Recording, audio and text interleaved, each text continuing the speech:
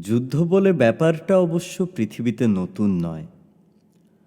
আদিম কাল থেকেই এ দলে ও দলে লড়াই হয়েছে। মধ্যযুগ ধরে এদেশে ওদেশে যুদ্ধ হয়েছে। আজকের মুনাফা বিহ্বল আমাদের নায়কেরা লুটপাট, বোমবেটেগিরি আর যুদ্ধ করেই বড় বড় কলকারখানা গড়বার মূলধন জুটিয়েছে। তবুও তাদের মনের মতো সমাজে, যাকে বলে কিনা ধনতন্ত্র, সংকট যতই ঘনিয়ে আসতে লাগল, ততই এই যুদ্ধের যেন জাত বদল হতে লাগল। আগেকার কালের যুদ্ধে যত মানুষকে মৃত্যুর মুখে ঠেলে দেবার আয়োজন শুরু হয়েছে, আর আজকের দিনের যুদ্ধে যত মানুষকে মৃত্যুর মুখে ঠেলে দেবার আয়োজন শুরু হয়েছে, এই দুয়ের হিসেবে একেবারে আকাশ পাতাল তফাত। এমনকি পৃথিবীটাই থাকবে কি না, নাকি মরা ছাইয়ের একটা দলায় পরিণত হতে চলেছে, সে প্রশ্নও আজ উড়িয়ে দেওয়া যায় না। এমনই ভয়ঙ্কর আজকের দিনে যুদ্ধের তোড়জোড় থেকে অনেক প্রশ্ন উঠতে শুরু করেছে। মানুষ শেষ পর্যন্ত এমন অবস্থায় পৌঁছালো কেন? ব্যাপারটা খতিয়ে বুঝতে গেলে কিন্তু পিছনে ফিরে তাকাতে হবে। আর তাকাতে যদি রাজি হও, তাহলে একটা আশ্চর্য ব্যাপার চোখে পড়বে। তাকেই বলে একালের বিজ্ঞান। কথাটা শুনলে হয়তো প্রথমটায় চমকে উঠবে। ওঠারই তো কথা, কেননা আধুনিক বিজ্ঞানের সদর দোর যারা খুলেছিলেন, তাদের চোখের সামনে ছিল একেবারে অন্য একটা ছবি, মানুষের অনন্ত বা অফুরন্ত কল্যাণের ছবি। তাদের কাছে প্রকৃতিকে দিনের পর দিন আরো ভালো করে চিনে আর তারই ভিত্তিতে আয়ত্তে এনে মানুষের কল্যাণ সাধনের বুঝি শেষ নেই। আর সেই বিজ্ঞানী কিনা আজ মানুষকে আতঙ্কে বিহ্বল করার মতো এক জুজুবুড়ির রূপ ধরতে চাইছে। জুজুবুড়ি অবশ্যই গল্প কথা, কিন্তু আজকের আতঙ্কটা মোটেই তা নয়। অতি বড় সত্যি বলে যদি কিছু ভাবা যায়, তাহলে সেই জাতেরই ব্যাপার। এমনটা হলো কেন? তাহলে কি বিজ্ঞানের পথে এগোতে গিয়ে মানুষ গোড়াতেই একটা মস্ত ভুল করে বসেছে? আগেকার কালে দুঃখ ছিল, দৈন্য ছিল, ছিল নির্যাতিত মানুষের বুক ফাটা কান্না। আধুনিক বিজ্ঞানের যখন জন্ম, তখন তার প্রতিজ্ঞা মানুষকে এসবের হাত থেকে চিরকালের মতো মুক্তি দিতে হবে। কোথায় গেল সেই প্রতিজ্ঞা, সেই শপথ? তার বদলে আজ হঠাৎ এমন বিভীষিকা, একেবারে রসাতলে পাঠাবার এহেন আতঙ্ক। প্রশ্নটার উত্তর ভালো করে বুঝতে হবে, না হলে আমাদের গল্পের আসল কথাটাই অস্পষ্ট থেকে যাবে। আধুনিক বিজ্ঞানের যখন সবে শুরু, তখন এই বিজ্ঞান বলতে সত্যি মাত্র কতটুকু? আজকের দিনের তুলনায় তা যেন নেহাতি ছেলে খেলার ব্যাপার। কিন্তু তারপর দিনের পর দিন মানুষেরই চেষ্টায় বিজ্ঞান এগিয়ে চলেছে। যত এগিয়েছে ততই বেড়ে চলেছে তার এগোবার গতি, এগোবার হারটা খুবই বড় কথা। হিসেব করলে দেখা যাবে গত 50 বছরে বিজ্ঞান যতটা এগিয়েছে, তার তুলনায় আগেকার কালের পুরো 5000 বছরের মোট অগ্রগতিও যেন তুচ্ছ। কিন্তু বিজ্ঞান যতই এগিয়েছে, যত এগোচ্ছে, ততই তার নিজের চাহিদাও বেড়ে চলেছে। আগেকার কালে একজন বিজ্ঞানী একাই তার পুরো গবেষণার ভার নিতে পারতেন, কিন্তু একালে আর তা সম্ভব নয়। অত্যন্ত জটিল আর রকমারি যন্ত্রপাতি দরকার হয় সাহায্য করার জন্যে একদল সহকারী কর্মী। এসব খরচ এমনই বেশি যে বিজ্ঞানীটির পক্ষে নিজের থেকে জোগানো অসম্ভব। তাহলে টাকাটা আসে কোথা থেকে? বাইরে থেকে দেখলে মনে হয় সরকার থেকে, কিন্তু সরকারের ভাঁড়ারে অমন বিশাল টাকা ঢালবে কে?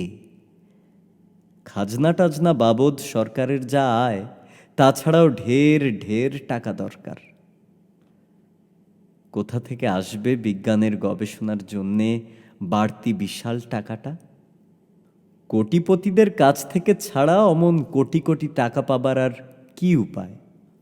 অর্থাৎ শেষ পর্যন্ত রাঘব বোয়ালের মতো বড় বড় শিল্পপতিদের কাছ থেকেই। হয়তো সরাসরি নয়, অনেক সময় সরকারি ভাঁড়ার ঘুরে, অনেক সময় বৈজ্ঞানিক গবেষণার কেন্দ্র ঘুরে, বড় বড় বিশ্ববিদ্যালয় মারফত কখনো বা। কিন্তু শিল্পপতিরা তো দানছত্র খুলে বসেনি। তাদের একমাত্র হিসেব বলতে মুনাফা, অগাধ মুনাফা। বিজ্ঞানের গবেষণার জন্যে তারা যে খরচটা করতে রাজি, সেটার পেছনেও একই উৎসাহ, একই উদ্দেশ্য। তাই সাধারণ মানুষ জানুক আর নাই জানুক, ওই শিল্পপতিদের প্রতিনিধিরা সরকারে জাঁকিয়ে বসে বিশ্ববিদ্যালয় আর গবেষণা কেন্দ্রগুলোর পরিচালক সমিতিতে। এরাই একটা নীতি বেঁধে দেবে বৈজ্ঞানিক গবেষণার যে ফলাফল, তা কোন উদ্দেশ্যে ব্যবহার করা হবে। কথাটা আমেরিকা, ইংল্যান্ড প্রভৃতি দেশে অতি বড় সত্য। একই গবেষণার ফল মোটের ওপর দুরকম উদ্দেশ্যে ব্যবহার করা যেতে পারে: মানুষের কল্যাণ বা মানুষের সর্বনাশ। নমুনা হিসেবে দু চার কথা বলে রাখা যায়। বিজ্ঞানের অগ্রগতি হতে হতে আজ এমন জায়গায় পৌঁছেছে, তা ঠিকমতো বুঝতে পারাই দুষ্কর, এবং এই ফল মানুষকে দিয়েছে দুর্বার শক্তি। একদিকে পুরো দুনিয়া থেকে অন্নাভাব, চিকিৎসার অভাব একেবারে চিরকালের মতো মুছে ফেলবার শক্তি, অন্যদিকে অতি ভয়ঙ্কর জীবাণু অস্ত্র তৈরি করার শক্তি, দেশকে দেশ একেবারে শ্মশানে পরিণত করার মতো ক্ষমতা। প্রশ্নটা তাই, এইসব শক্তিকে কোন উদ্দেশ্যে নিয়োগ করা হবে? প্রশ্নটার মাত্র দুটো উত্তর সম্ভব: মানুষের কল্যাণ আর মানুষের ধ্বংস। ওইসব একই শক্তি মানুষের কল্যাণে লাগালে প্রায় যেন রাতারাতি দুনিয়ার চেহারাটাই বদলে দেওয়া যায়। প্রায় অফুরন্ত শক্তির ভাণ্ডার পারমাণবিক শক্তি। জীববিজ্ঞানের নতুন আবিষ্কার কাজে লাগাতে পারলে কৃষিকাজ থেকে চিকিৎসা বিজ্ঞান পর্যন্ত সর্বত্রই মানুষের কি অনন্ত আশা। সকলের নাগালেই খাদ্য ও রোগমুক্তির সম্ভাবনা এমন অসম্ভব বেড়ে যায়, তা প্রায় কল্পনার অতীত। পৃথিবীর নানা অনুন্নত দেশের মানুষ আজ প্রায় নিরন্ন। অনেক দেশেই উপযুক্ত চিকিৎসার অভাবে কাতারে কাতারে মানুষ মরছে। আধুনিক বিজ্ঞানের জ্ঞান ঠিকমতো প্রয়োগ করতে পারলে পৃথিবী থেকে দুঃখ, দারিদ্র্য, অভাব, অনটন কিছুদিনের মধ্যেই শেষ হয়ে যায়। কিন্তু দায় পড়েছে ও সব কথা ভাববার। মালিকদের হিসেবের খাতাটাই অন্যরকম, তাতে শুধু মুনাফার হিসেব। তাই সরকার থেকে শুরু করে গবেষণা কেন্দ্রগুলোয় তাদের যারা তাবেদারি করছে, তারাও প্রভুদের স্বার্থে এই হিসেবের গণ্ডি পেরুতে নারাজ। কিন্তু বিজ্ঞানের আবিষ্কারগুলো কোন কাজে লাগাতে পারলে ওই মুনাফার চাহিদা সবচেয়ে ভালো করে, সবচেয়ে বেশি করে মেটানো যায়? যুদ্ধের জন্যে ভয়ঙ্কর সব মারণাস্ত্র তৈরি করতে পারলে, পরমাণু শক্তি চালিত একটা ডুবোজাহাজ বা উড়োজাহাজ বোঝাই একটা যুদ্ধের জাহাজ তৈরির ফরমাস পেলে তার থেকে যে নগদ লাভ, তার কি কোনো সীমা পরিসীমা আছে? এহেন শুধু একটা জাহাজ বানাতে যা খরচা, তাই দিয়ে আফ্রিকার ছোটোখাটো একটা পুরো দেশের চেহারাই তো পাল্টে দেয়া সম্ভব। সেখানে আর অর্ধভুক্ত, অর্ধনগ্ন, রোগাক্রান্ত কোনো একটি মানুষও খুঁজে পাওয়া যাবে না। কিন্তু শিল্পপতিদের তাতে কি আসে যায়? মুনাফা মিলবে কিছু? কতটা? বিজ্ঞানের আবিষ্কারকে মারণাস্ত্র তৈরির কাজে লাগানোর আরও একটা মস্ত সুবিধে আছে। সাধারণ জীবনে ব্যবহারের জন্যে কাপড় চোপড়ের মতো জিনিস তৈরি করার মহাঝামেলার কথা আগেই বলেছি। কিনবে কে? বাজারের তো একটা সীমা আছে। খদ্দেরদের নাগালের বাইরে বাড়তি জিনিস তৈরি হলে অনেক সময় ইচ্ছে করে তা নষ্ট না করে উপায় নেই। নইলে এসব জিনিসের দাম এমনই পড়ে যাবার ভয় যে মুনাফার কথা ভুলে যেতে হয়। কিন্তু যুদ্ধের অস্ত্র তৈরির ব্যাপারে এই ভয় একেবারেই নেই। বাজার যেন অফুরন্ত, শুধু রটিয়ে দিতে পারলেই হলো। দেশের সঞ্চিত অস্ত্রশস্ত্রগুলো মামুলি হয়ে গেছে, তাই অন্য দেশের তুলনায় অনেকটাই অকেজো। যুদ্ধ লাগলে আগেকার অস্ত্রশস্ত্র দিয়ে কাজ চলবে না।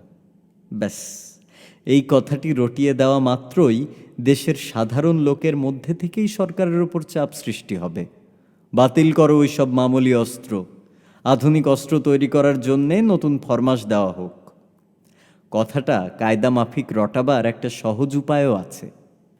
যুদ্ধে যারা সেনানায়কের কাজ করে সবে অবসর নিয়েছে, এহেন বেশ কিছু লোককে সরকারের নীতি বা পরিকল্পনা মাফিক সমিতিতে বসিয়ে দাও।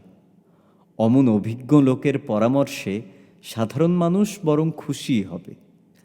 আর এহেন অভিজ্ঞ লোকগুলোকে খুশি করার সবচেয়ে সোজা কায়দা, এদের দেদার টাকা দিয়ে সন্তুষ্ট রাখো। স্রেফ ঘুষ শব্দটা বড্ড খারাপ, শুনতে কানে লাগে, কিন্তু বোধহয় খেতে ভালো। যারা খায় তারা খুশি হয়। আর কর্তাদের কাছ থেকে এইভাবে অজস্র টাকা পেলে তারা বিশেষজ্ঞ হিসেবে অনায়াসেই ঘোষণা করবে, আগেকার কালের অস্ত্রশস্ত্রগুলো ফেলে শিল্পপতিদের ফরমাশ দাও নতুন আরও মারাত্মক অস্ত্র তৈরি করতে। কি করে করা যায় তার জন্যে তো বিজ্ঞানের গবেষণা চলছে, কাজে লাগাও সেই বিজ্ঞানকে। কথাগুলো হয়তো খুব সোজা করে বললাম, কিন্তু সোজা ভাষায় বললেই সত্যি কথাটা মিথ্যে হয়ে যায় না। টিভি থেকে শুরু করে সব রকম প্রচার যন্ত্রেরও মালিক ধনতান্ত্রিক দেশের যে বাস্তু ঘুঘুরা ছলে বলে লোকের সামনে রকমারি মিথ্যে কথার ডালি সাজিয়ে আর আরও অনেক উপায়ে সাধারণ লোকেরই ভোট কুড়িয়ে সরকার জাঁকিয়ে বসে, দিনকে রাত বানায়। সাধারণ লোকই তো তাদের ভোটের পালকি কাঁধে বয়ে সরকারে বসিয়েছে। তার জন্যে কত খরচা করতে হয়েছে সেসবের হিসেব করে লাভ কি? সেই খরচাই হাজার গুণ বেড়ে ফেঁপে ফুলে কি রকম চেহারা নেবে, সেইটাই আসল হিসেব।